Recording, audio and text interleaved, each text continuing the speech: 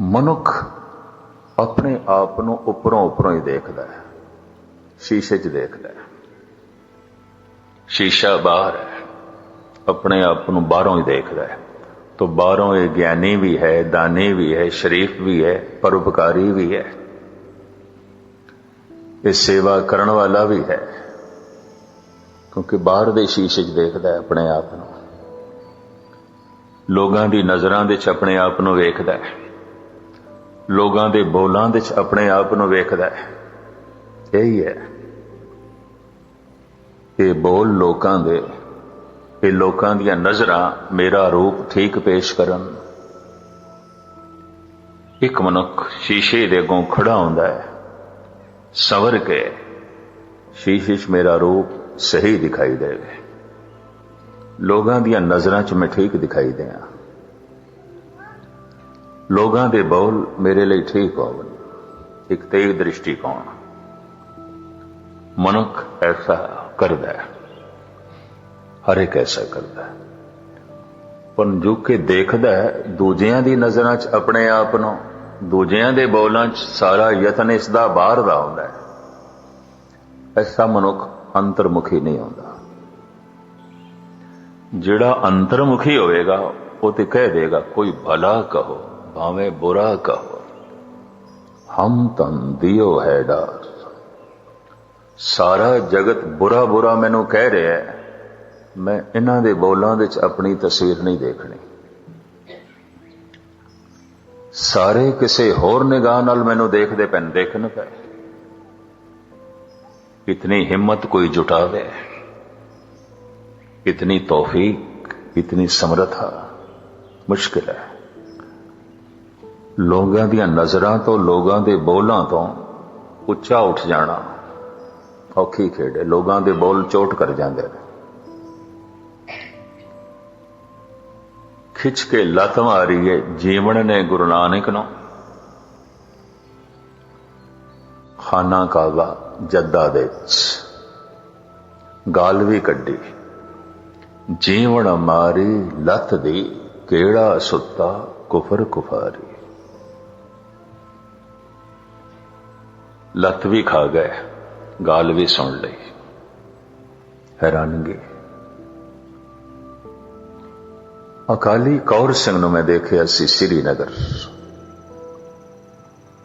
जिन्हां ने गुरु ग्रंथ साहब जी महाराज का तत्करा लिखिया तुकबंदी। सिर्फ थानू इक्को पंक्ति चेते होवे, इक्को पंक्ति, कोई भी उन्हां दे तत्करे च वेख सकदे हो कि गुरु ग्रंथ साहब दे किहड़े पन्ने दे च है और किहड़े महाराज दी है, किहड़े राग दी है, किहड़े पातशाह दी है। सिर्फ इक्को ही पंक्ति याद होवे। उन्हां ने तुकबंदी तत्करा लिखिया है, 20 साल मेहनत करके अपने समय की ब्रह्म ज्ञानी एक तस्वीर। तो हुण ब्रह्म ज्ञानी नूं समझण लई ब्रह्म ज्ञानी चाहिए। इसनूं मैं अक्सर इंज अर्ज करदा हुंदा, एक बच्चे नूं की पता जवानी की आउंदी है, किस तरह वेखेगा जवान। जवान सामने है उसके पर उसनूं कुछ भी नहीं पता जवानी की है।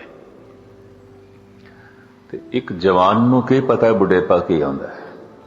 बुढ़े सामने ने उसके और उसनूं कुछ भी नहीं पता बुढ़ेपा की आउंदा है। और एक बुढ़े नूं की पता है मौत की आउंदी है, मर के ही पता चलता है मौत की आउंदी है। मुर्दे सामने ने, लाशां सामने ने, अर्थियां सामने उठदियां ने, मौत की है मर के पता चलता है। बुढ़ेपा की है बुढ़े होके पता चलता है, जवानी की है जवान होके पता चलता है, ब्रह्म ज्ञानी की है ब्रह्म ज्ञानी होके पता चलता है, भक्ति की है भगत बन के पता चलता है, संत की है संत होके पता चलता है। उन्हें नहीं, सवाल ही नहीं पैदा होता। जे शरीरक तल ते ऐसा है तो मानसिक दुनिया दे भी ऐसा है, क्योंकि एक विशेष तरह के मन का ना ही संत है।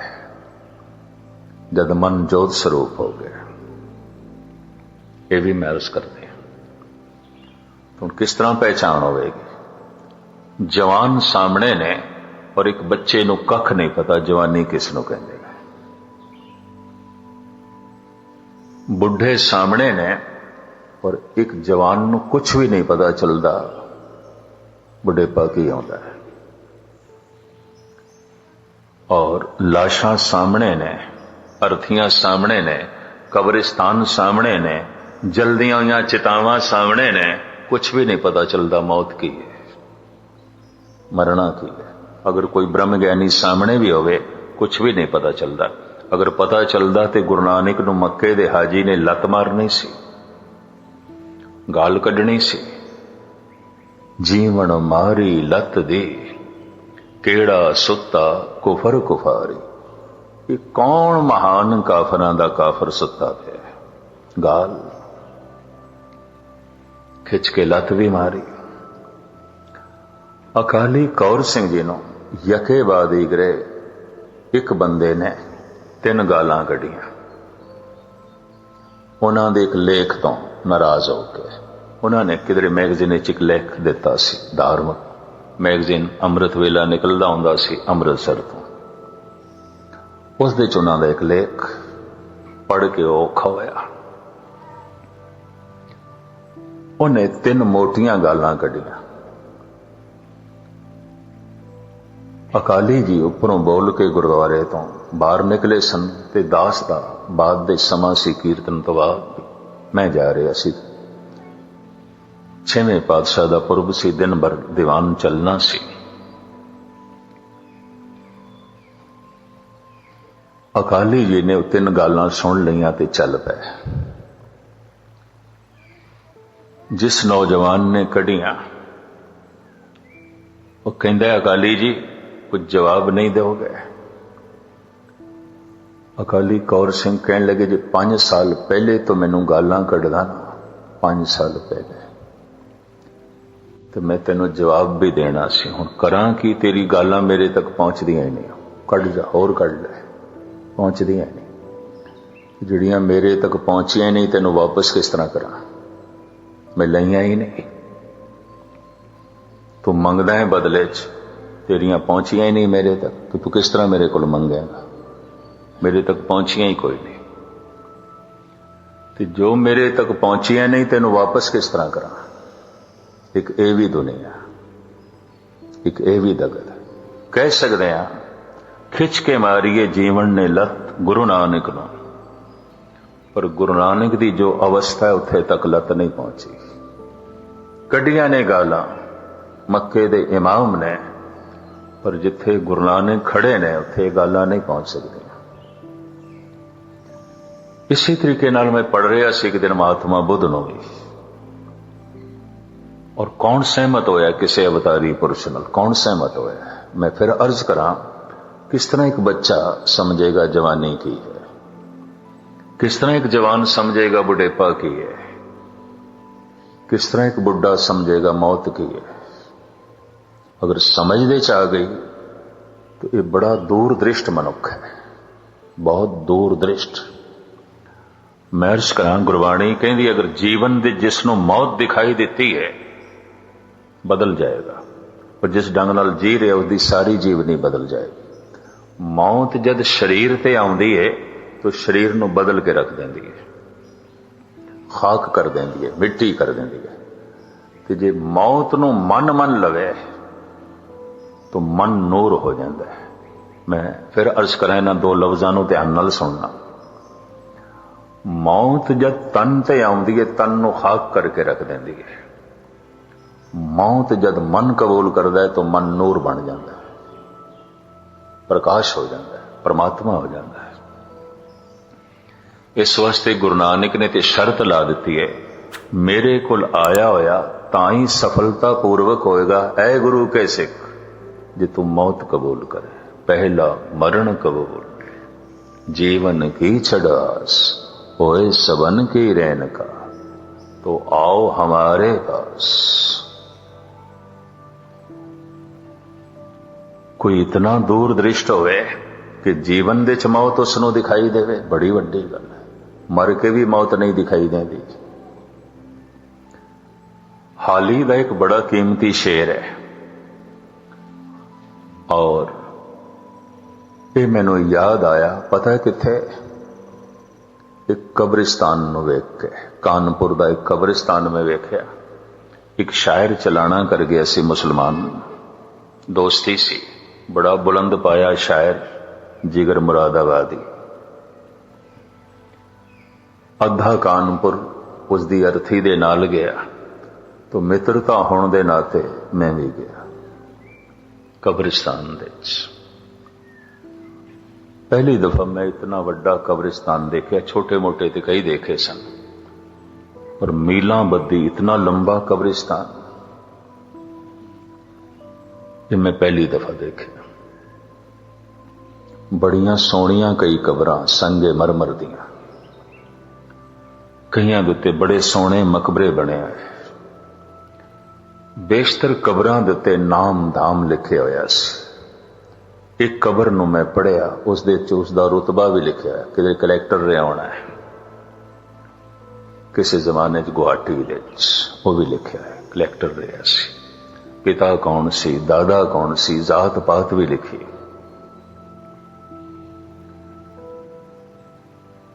सारी वल्दियत लिखी हुई, सारी उपमा लिखी हुई, उसका नाम लिखे आया, वल्दियत लिखी हुई। उत्थे ही मैनू हाली दा शेर याद आया, है संगे मजार पर भी तेरा नाम है रवा, मर कर भी उम्मीद जिंदगानी न गई। तू ते कमबख्त मर के भी नहीं मरिया, मर के भी अपनी वल्दियत दसदा पे। पहले तू दसदा सी, हुण कबर पई दसदी है। जीवदियां जी तू कहंदा सी मैं कलैक्टर हां, हुण तेरी कबर पई कहंदी है। पहले तू कहंदा सी मैं इतने माल असबाब दा मालिक हां, मेरी इतनी शान शौकत है, हुण तेरी कबर पई कहंदी है। ये फकीर तबीयत शायर कहंदा तू ते मर के भी नहीं मरे। है संगे मजार पर भी तेरा नाम है रवा, मर कर भी उम्मीद जिंदगानी न गई। तू ते मर के भी नहीं मरे। ते जो जीवंदियां जी मर जाए, जो जीवन मरना जाने, सो पंच सैल सुख माने। कहो कबीर मरन मन मानिया, मन ने मरना मन लिया, कबूल कर लिया कबीर, मन गए, मन ने तस्लीम कर लिया। तन ते जद मौत आंदी है तो तन नू खाक करके रख देंदी है। मन ते जद मौत आंदी है, भाव मन जद मौत नू कबूल करदा है तो नूर हो जाता है, परमात्मा हो जाता है, गुरु का रूप हो जाता है, खुदा का रूप हो जाता है। कहते ने इस तरह की एक भयंकर गाल महात्मा बुद्ध ने भी कढ़ी, और कढ़ी उन्होंने एक चचेरे भरा ने जो पहले इन्हों का चेला सी, फिर बाद विच दुश्मन बन गया और जानी दुश्मन बन गया। भयंकर गाल कढ़ी, मुस्कुरांदे ही रहे। ये गौशाल जो उन्होंने चचेरा भरा कहंदा मैं गाल कढ़ी है, जवाब नहीं दे गया।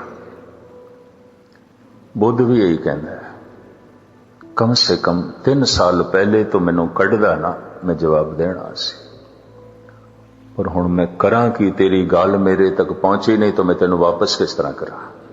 नहीं पहुंची, मेरे तक नहीं पहुंची। गुरु नानक दी जीवन कथा ये पढ़दे हैं, महात्मा बुद्ध की जीवन कथा पढ़न नूं मिलदी है। अकाली कौर सिंह नूं मैं इन्हां अखां नाल वेखिया। श्रीनगर 6वें पातशाह का इतिहासक स्थान रहनावाड़ी, उस दे बाहर एक बंदे ने घोर अपमान किया उन्हां दा, बड़े अपशब्द बोले। अकाली जी चल पे मुस्कुरांदे, और वो नौजवान वो बदे शब्द बोलने वाला कहंदा कुछ कहोगे नहीं? तो अकाली जी भी कहंदे ने कुछ अरसा पहले जे तू किधरे मैनू मिलदा जवाब देना सी, हुण मैं करा कि तेरियां गालां मेरे तक पहुंचियां ही नहीं, तो जब पहुंचियां नहीं तो मैं की जवाब दें? इसदा मैं की जवाब दें? जिस तक गालां पहुंच जांदियां ने, गुस्ताखी माफ कर देना मैनू, कहंदे ने अजे उत्थे खड़ा है कि इसनूं गालां कढ़ियां जा सकदियां। गुस्ताखी माफ, मैं माफी पहले मंग लवां। जिस तक गालां पहुंच सकदियां ते गालां चोट कर सकदियां ने, ਅਜੇ ਖੜਾ ਹੀ ਉੱਥੇ ਜਿੱਥੇ ਗਾਲਾਂ ਪਹੁੰਚ ਜਾਂਦੀਆਂ, ਅਜੇ ਇਸ ਤੋਂ ਪਰੇ, ਇਸ ਤੋਂ ਉੱਚਾ ਨਹੀਂ ਉੱਠਿਆ, ਅਜੇ ਇਸ ਤੋਂ ਕੋਈ ਹੋਰ ਦੁਨੀਆ ਇਸ ਨੂੰ ਨਸੀਬ ਨਹੀਂ ਹੋਈ। ਇਸ ਨੂੰ ਗਹਿਰਾਈ ਨਾਲ ਲੈ ਲੈਣਾ।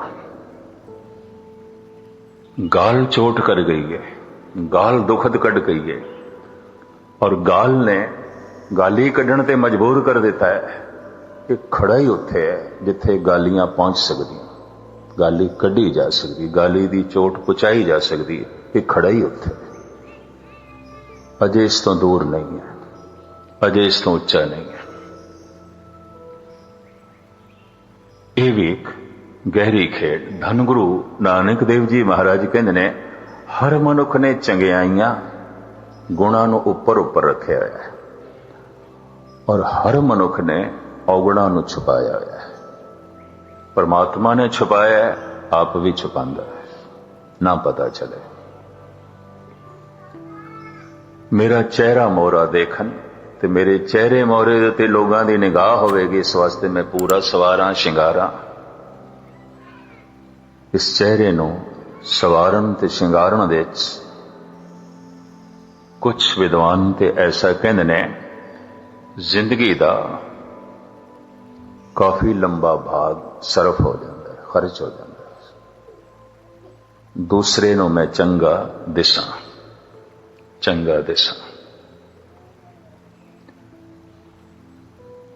ਇਹ ਹਰ ਮਨੁੱਖ ਦੀ ਇਸ ਢੰਗ ਦੀ ਕੋਸ਼ਿਸ਼। ਪਰ ਮਨੁੱਖ ਦੀ ਇੱਕ ਆਪਣੀ ਫਿਤਰਤ ਹੈ, ਇਹ ਆਪਣੇ ਵਿੱਚ ਗਹਿਰਾ ਨਹੀਂ ਦੇਖਦਾ, ਦੂਜੇ ਨੂੰ ਗਹਿਰਾਈ ਵਿੱਚ ਦੇਖਦਾ ਹੈ। ਬੰਦਾ, ਮਨੁੱਖ ਕੋਸ਼ਿਸ਼ ਕਰਦਾ ਹੈ ਇਸ ਦੇ ਅੰਦਰ ਝਾਤ ਮਾਰਾਂ, ਔਰ ਝਾਤ ਮਾਰਦਿਆਂ ਮਾਰਦਿਆਂ ਲੰਘਾਂ ਇਹਦਾ ਪਿਓ ਕੀ ਸੀ, ਇਹਦਾ ਦਾਦਾ ਕੀ ਸੀ, ਉੱਥੇ ਤੱਕ ਵੀ ਜਾਂਦਾ ਹੈ। ਕਬਰਾਂ ਵੀ ਪੁੱਟਦਾ ਹੈ ਮਨੁੱਖ, ਕਬਰਾਂ ਵੀ ਪੁੱਟਦਾ ਹੈ। ਮਨੁੱਖ ਨੂੰ ਦੂਜਿਆਂ ਦੇ ਪਰਦੇ ਚੁੱਕਣ ਦੇ ਰਸ ਹੈ, ਮਨੁੱਖ ਨੂੰ ਆਪਣੇ ਤੇ ਪਰਦੇ ਪਾਉਣ ਦੇ ਵਿੱਚ ਖੁਸ਼ੀ ਹੈ। ਢੱਕਦਾ ਜਾਵਾਂ ਮੈਂ ਆਪਣੇ ਆਪ ਨੂੰ, ਉਘਾੜਦਾ ਜਾਵਾਂ ਮੈਂ ਦੂਸਰੇ ਨੂੰ, ਐਸੀ ਬੰਦੇ ਦੀ ਫਿਤਰਤ। ਗੁਰੂ ਨਾਨਕ ਕਹਿੰਦੇ ਨਹੀਂ, ਐਸਾ ਨਾ ਕਰ। ਗੁਣਾ ਕਾ ਹੋਵੇ ਵਾਸਲਾ, ਕਢ ਵਾਸ ਲਈ ਜੇ।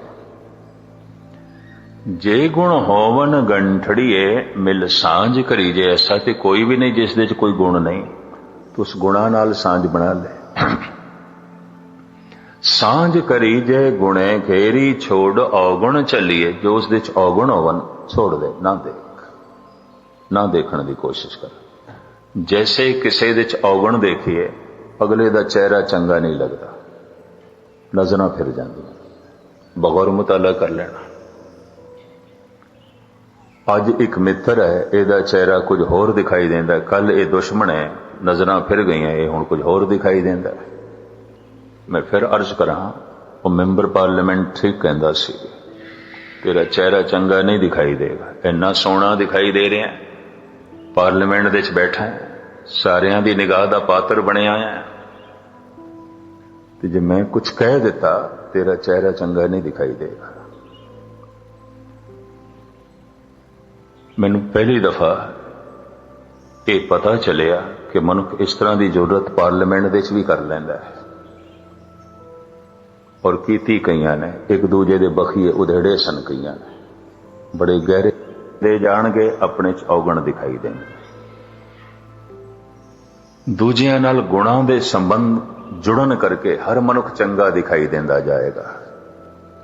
ਆਪਣੇ ਵਿੱਚ ਔਗਣ ਦਿਖਾਈ ਦੇਣ ਕਰਕੇ ਨਿਰਮਾਣਤਾ ਆਉਂਦੀ ਜਾਏਗੀ, ਹੰਕਾਰ ਵਿਲੀਨ ਹੁੰਦਾ ਜਾਏਗਾ। ਮੈਂ ਵੀ ਕੁਛ ਹਾਂ, ਇਹ ਗੱਲ ਖਤਮ ਹੁੰਦੀ ਜਾਏਗੀ। ਮੇਰੀ ਵੀ ਕੋਈ ਹੋਂਦ ਹੈ, ਇਹ ਗੱਲ ਮਿਟਦੀ ਜਾਏਗੀ। ਔਰ ਐਸਾ ਹੋਇਆ, ਭਗਤ ਕਬੀਰ ਕਹਿੰਦੇ ਨੇ, ਕਬੀਰ ਸਭ ਤੇ ਹਮ ਬੁਰੇ, ਹਮ ਤਜ ਭਲੋ ਸਭ ਕੋਏ। ਕਹਿੰਦੇ ਨੇ ਕਬੀਰ ਦੇ ਸਮੇਂ ਕੋਈ 22-23 ਕਰੋੜ ਦੀ ਆਬਾਦੀ ਸੀ ਭਾਰਤ ਦੀ, ਇਤਨੀ ਸੀ। ਉਸ ਜ਼ਮਾਨੇ 'ਚ ਬਰਮਾ, ਲੰਕਾ, ਇਹ ਵੀ ਭਾਰਤ ਦੇ ਸਨ। सारे छोटे वड्डे रजवाड़े सन। 22 करोड़ की कुल आबादी मनते ने, जबकि अज बांग्लादेश अलग हो गया, पाकिस्तान अलग हो गया, लंका बर्मा भी अलग ने, तो हिंदुस्तान की आबादी 90 करोड़ तो अगे लंघन लगी। 22 करोड़ की आबादी का देश, ते कबीर कहते सारियां तो बैड़ा मैं, मेरे नालों सारे ही चंगे, सब चंगे। कबीर सब ते हम बुरे। ते जे कह दईए कबीर अत कथ नहीं कर रहा है, वधा के गल कर रहा है, तो जे वधा के गल कर रहे तो परमात्मा दे बोल नहीं है, ये गुरु की बाणी ना होई है, ये तो सत दे बचन ना होए। जे तुसी आखोगे वाकई ये सच दे बचन ने, ये अमर कलाम है, ये अमृतमयी बाणी है, तो वाकई कबीर सारियां नालों भैड़ा है, फिर ये मनना पेगा।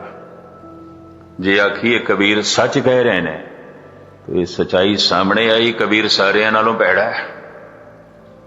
तो जे कहिए अत कथ नहीं कर रहे हैं, तो फिर कबीर झूठ बोल रहे हैं। हुण मैं शब्द आप जी के सामने रखा, कबीर सच कह रहे हैं, ठीक कह रहे हैं, इसका मतलब कबीर सारियां नालों भैड़ा है? नहीं, गल ये नहीं है। कबीर दूजियां नूं उपरों उपरों वेखदा है, गहरे च वेखदा ही नहीं। खलड़ी दे थल्ले परमात्मा ने की छुपाया है, कबीर नहीं वेखदा। मनुख दे मन विच की कुछ छुपे होया है, कबीर नहीं वेखदा, उपरों उपरों वेखदा है। बई दानी दिखाई देंदे ने, ज्ञानी दिखाई देंदे ने, सेवा करने वाले शरीफ ने, चंगे दिखाई देंदे, ठीक, सब चंगे। हम तो जो भलो सब को है, सारे ही चंगे ने। पर कबीर अपने विच गहराई च वेखदा है।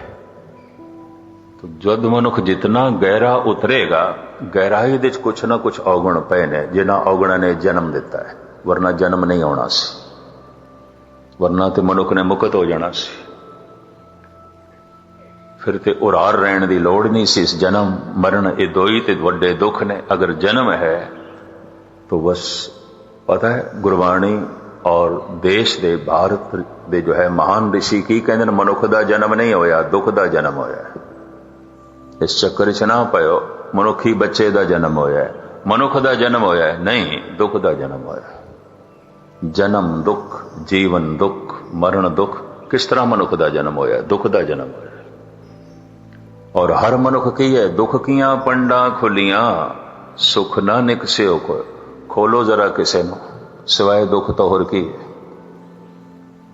बस खोलना चाहिए। किस तरह खोलना होता है? पता है दूजे नूं खोलना की होता है? अपना एक दुख दसो, बस सिर्फ एक दुख।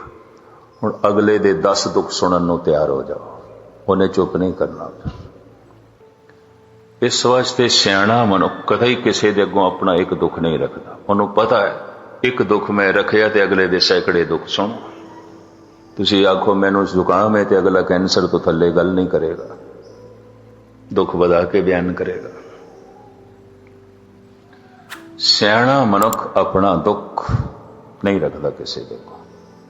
कहता मैं वक्त बर्बाद होएगा, मैं अपना एक दुख रखिया तो अगले दे सैकड़े दुख सुनो। मैं अपना एक रोना रखांगा, अगले दे सैकड़े रोने सुनो। छुपा के रखता है। एक आलम कहता है मेरे चेहरे से गम आशिकारा नहीं है। मैं गम नू कदी चेहरे ते प्रगट नहीं होने देता, छुपाया है।